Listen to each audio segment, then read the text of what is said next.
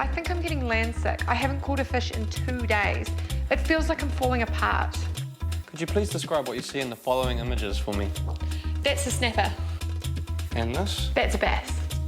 Looks like a can of ADOS. That's a kawai. That's a Mercury Verado. It looks like a Stabicraft 2400. Okay, Nicky. Try this ADOS adhesive. This will help you hold it all together. ADOS, proud sponsors of ADOS Addicted to Fishing.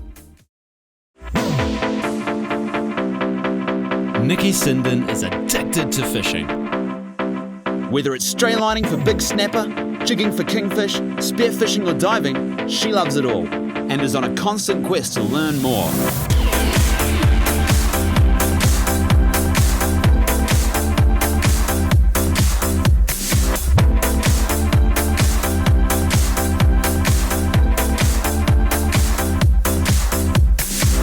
Join her each week as she road trips around the country, tracking down New Zealand's local fishing legends as they share their stories. Tapping into their local knowledge and showcasing their tips, tricks and techniques.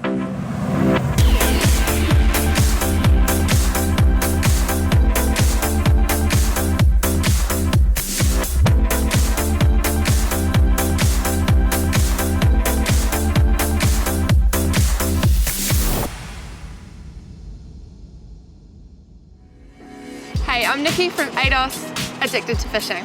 This week, I'm hitting the water with a guy who is known for his love for fishing and his ability to catch fish. Now this fishing addiction, some might say, has taken him all around the world. So this week I'm featuring none other than Tony Orton from Offshore Adventures, and we're going on our own offshore adventure to see what variety of fish we can catch out behind the Mokohinau Islands. New Zealand waters are such a diverse habitat to more than 1,100 fish species. The warm waters that push through in the midst of summer bring all the pelagic migratory species. They visit our waters while the water temperature is above 19 degrees, and this summer we've been lucky enough to have temperatures up to a whopping 24 degrees. So who knows what we'll catch today? I've been fishing all my life, yeah, as long as I can remember. My dad taught me how to trout fish. We had a stream down the back of the house and pretty much spend all my spare time down there, walking around, finding new fishing holes and exploring, yeah. It's about the adventure for me and the journey and the people that you get to meet along the way. People come on my boat and they just want to have fun and that's, you know, there's not many jobs like that. That's what draws me to it every day. The Mokohinau Islands is just a fantastic fishery. It's very diverse in the species we're catching. You know, like to catch marlin, we've caught 3 marlin this season already, just live baiting for kingfish around the rocks. Big snappers. You just don't know what's going to happen out there each day. It's spectacular, big schools of trevally, kawai on the surface. I'm really excited about tomorrow. My good friend Nicky, I'm going to take her fishing to the Mokohinau Islands. She's been out there before with me, but tomorrow's going to be special. She's going to get to actually cross the bar tomorrow driving. We've got a little bit of swell, so it's going to be a little bit challenging. But yeah, Nicky's done a lot of beach launching in a new boat, and I'm sure she's going to be 100% capable, so it's going to be fun.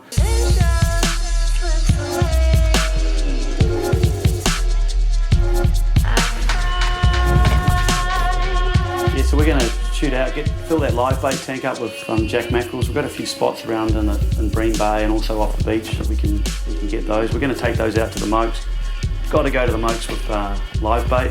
It just gives you so many more options.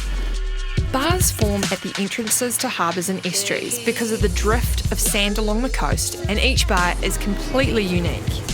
Even on a good day, conditions can change quite quickly without warning. Yep, go now. This is going to be a good time to go.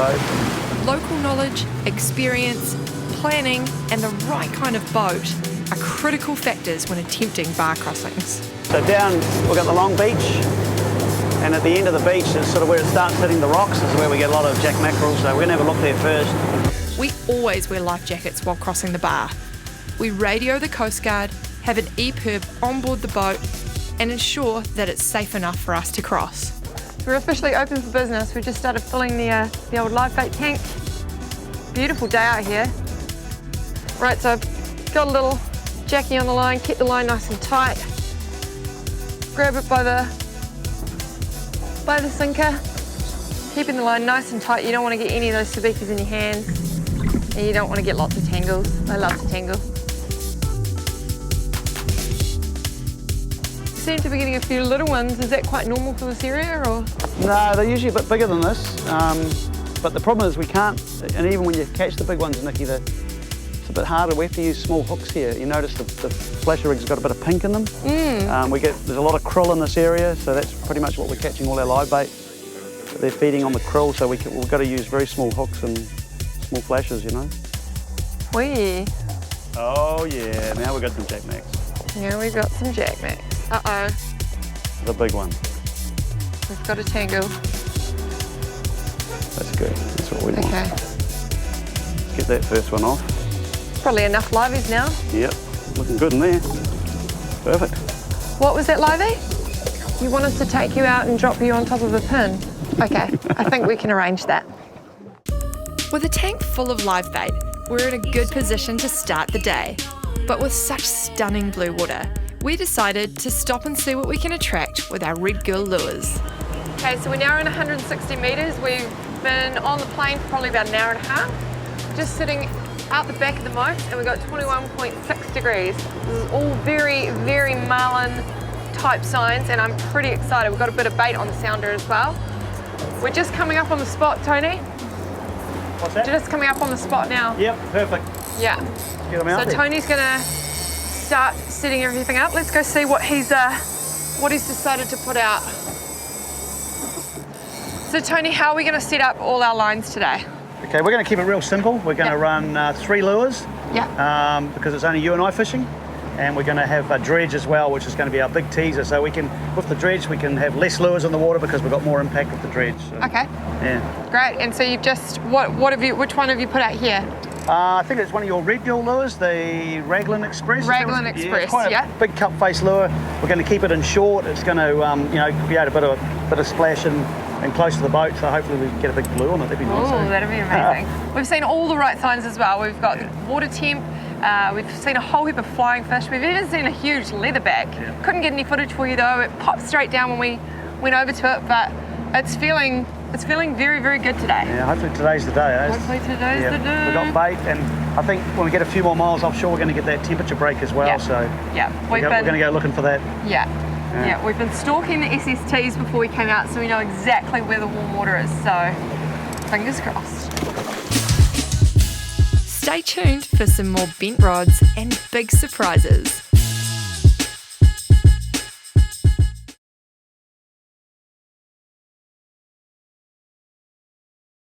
This week, we are fishing out the back of the Mokohinau Islands with Tony Orton from Offshore Adventures.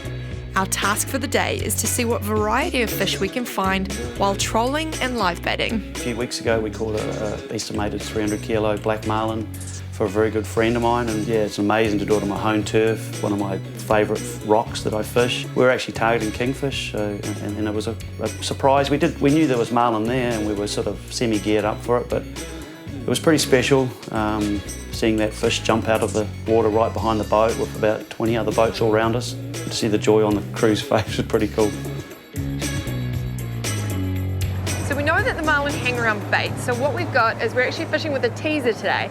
So it's a series of shiny looking sort of lures. It doesn't have any hooks on it, but we do have the hooks on our Red Girl lures, which are out the back here. So this is over here, the teaser is going to attract the marlin to us. And then they're hopefully going to take either one of our live baits that we're going to throw out if need be, or one of our Red Girl lures.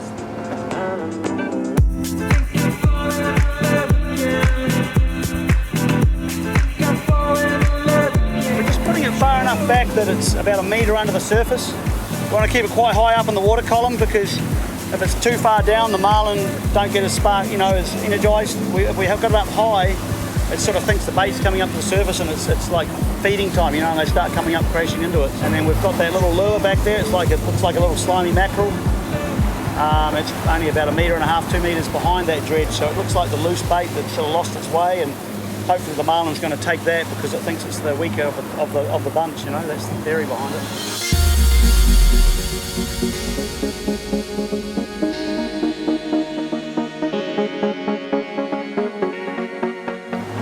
fun of game fishing is waiting. But it's not a boring kind of waiting, it's anticipation building. I know it's gonna happen waiting. Oh, mahi in the gear. Yeah, he's one swimming around that bit of weed over there. Get out of the way.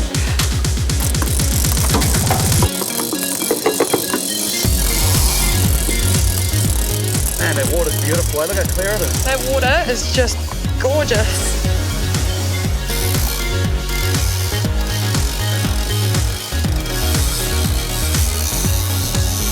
Mahi love any kind of structure on the top of the water. Beautiful looking fish.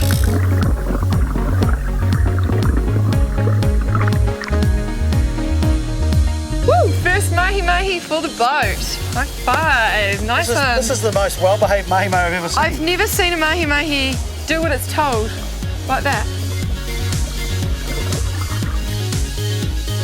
So this mahi could not resist our Rico evil lure, imitating a jackknack, and we just saw a piece of, what was it, like just a bit of weed. It looked like a fern, piece of actually. weed or something, Yeah. and we just trolled the lures around it, and this is the result. So pretty stoked. Pretty stoked. First mahi for the new boat. Yeah. Right, let's let him go. Get this hook out. He's off. And he's off. Wow. Wicked. Thanks, Tony. That was awesome. We're on the board today. Tackle tips and tactics, brought to you by Smart Marine. So this week, I just wanted to talk to you about rigging your marlin lures and the importance of changing your trace. Now, you'll know when you've either had a hit from a marlin or whether you've actually obviously captured one, because your line, your 400-pound Suffolk leader, is going to go foggy rather than looking clear. Now, if you decide not to change this over and you put it out again, you do risk losing a very special fish. So as you can see here, when we compare it to this other trace that I've just made up, see the two here? One is very obviously foggy, and that's the one that's been hit before, and the brand new trace is clear. So you can tell that it hasn't been scuffed up, hasn't been scratched. Just gonna put it up inside the lure, post it through.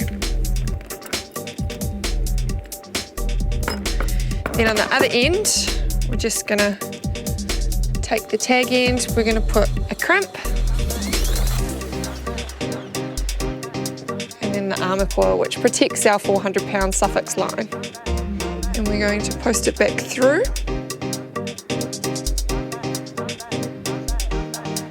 And we're gonna burn it. Just make sure that it can't be pulled through. And once it's ready, we're gonna crimp.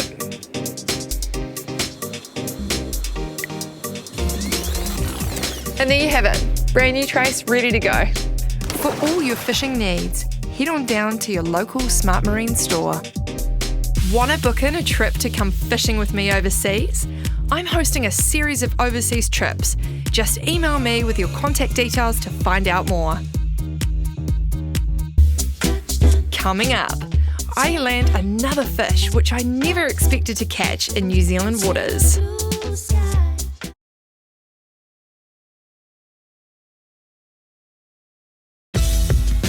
This week, Tony Orton and I are fishing out the back of the Mokes. We've already landed a nice mahi, and now we're dropping live baits on a pinnacle, and what happens next is almost unbelievable. I like that hunting style fishing where you're gathering live bait, you're going out there, you're trying to target species, but you've got that sort of element of surprise still where you can catch other fish. We're totally immersed in fishing here.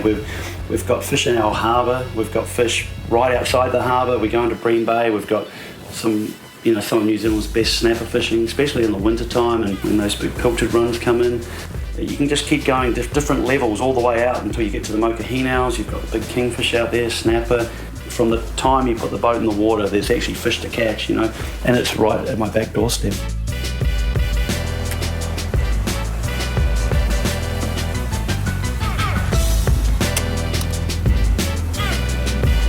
Which one's the lucky one? We're getting the biggest one, Nicky. That's the luckiest one. Okay. It's all right, mate. We are bridle rigging our live baits, which means that we insert a cable tie through the eyes of the fish and then attach our hook to it by twisting a rubber band. This enables the live bait to wriggle around and move naturally in the water. Yeah, we're going to go down to 50 metres. Yep. 5 colours. You got the big bait too, Nicky. That's not fair. Not fair at all. Okay, so we're letting it down 5 colours because we know that that is 50 metres below us. It's a handy thing about this rainbow braid. It's indicative to how far you want to drop it down, so it's really handy to use. She used to fish a lot like this in Cabo St Lucas. Yeah? Yeah. We just stop the boat on the bait, on the seamounts, put the sabiki rigs down, catch the bait, and then just bring them up and put them on this and drop them straight back down, and it's quite good fun fishing actually. And you just drift around obviously because you don't want to go too fast because you don't want to... Yeah, and that's where the fish were concentrated and feeding, so there's no need to drive around the ocean. Guys just ploughing backwards and forwards on top of all this. If the marlin aren't coming up to them, it's a waste of time. Got to go down. Yeah.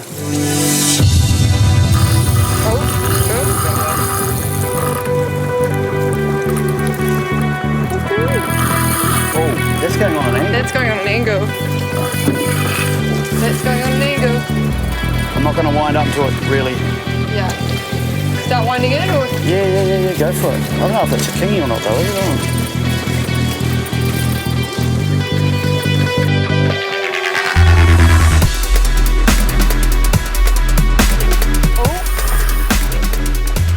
I've just put my livey down and got all the way down to about my 8th colour, and then it just started zooming. Could very well be a kingy, but it's doing a few things that aren't usual to kingies. You got a bit of weight on there, Nicky, or? Yeah.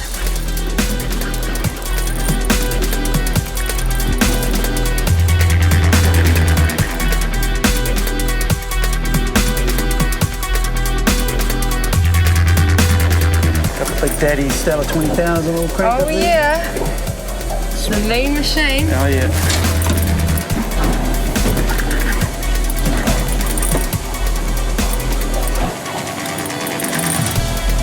You see any colour yet? No, not yet. Oh yep, got colour now. Kingy? No, I can't tell just yet, but I'm pretty sure it's going to be a king. Yeah. Come to mama. Yellowfin.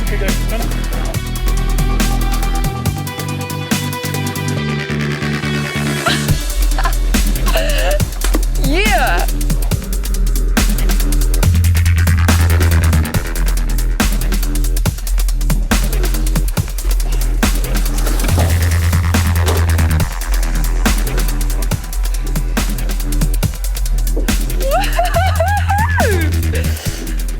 Wow. Oh yeah! Oh yeah.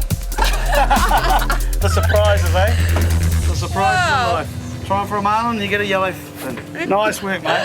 I just didn't I'm still so confused because I put my line down and it just took off, and I was thinking, we're getting a bit of angle on the line, but it wasn't like marlin and it wasn't fighting like a kingy, but wow, beautiful fish. Very unexpected. Have you caught a yellowfin before? I have caught a yellowfin, but not in New Zealand waters. So I caught yellowfin in Australia last year, but not here. So that's first yellowfin and first mahi for the boat. All right. Well, you never know what you're going to get. That really just shows me that, you know, you go out looking for marlin and you end up with 2 other amazing species that I've always wanted to catch in New Zealand, let alone on my own vessel. And that's the most for you.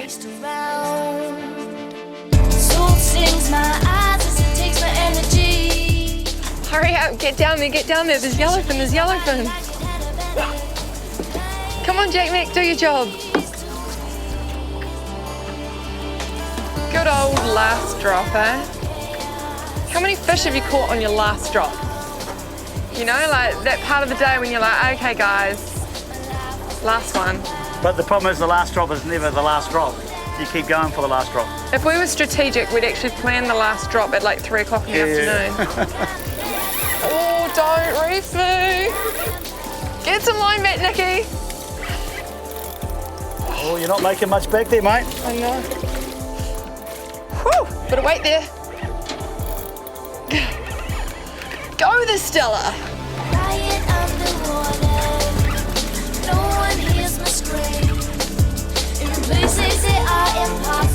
Kingy.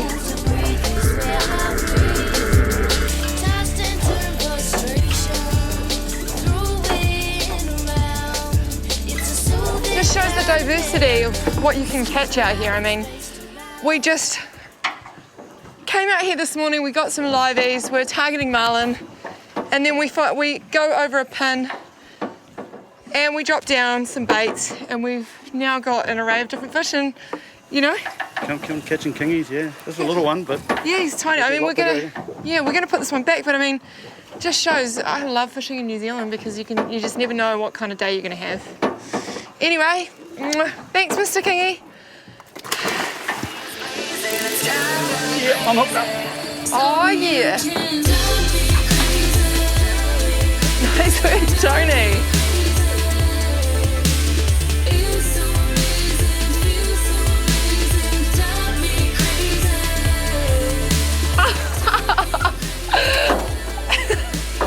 The word of the day is variety.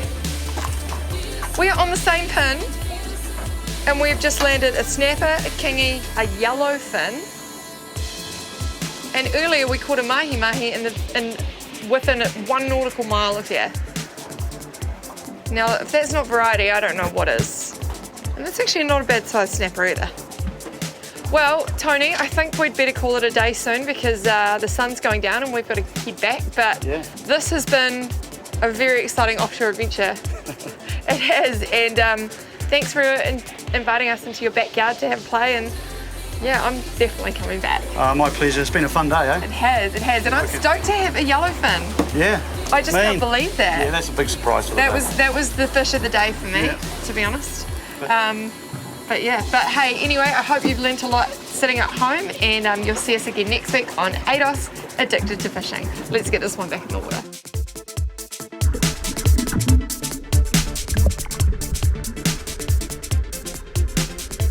To book a trip with Tony Orton from Offshore Adventures, give him a call on 021 208 0797. Gear, Care and Catch, brought to you by Trade Zone. I hate it when I go down to the boat ramp and I can't, for the life of me, get the D-shackles off. And the reason being is that it's too tight because it doesn't have enough grease. So what we're going to do is we're going to put a little bit of linen coat on there today. Just on the thread here. And that's going to make it nice and easy for it to go back on. And then we're just going to put it back in.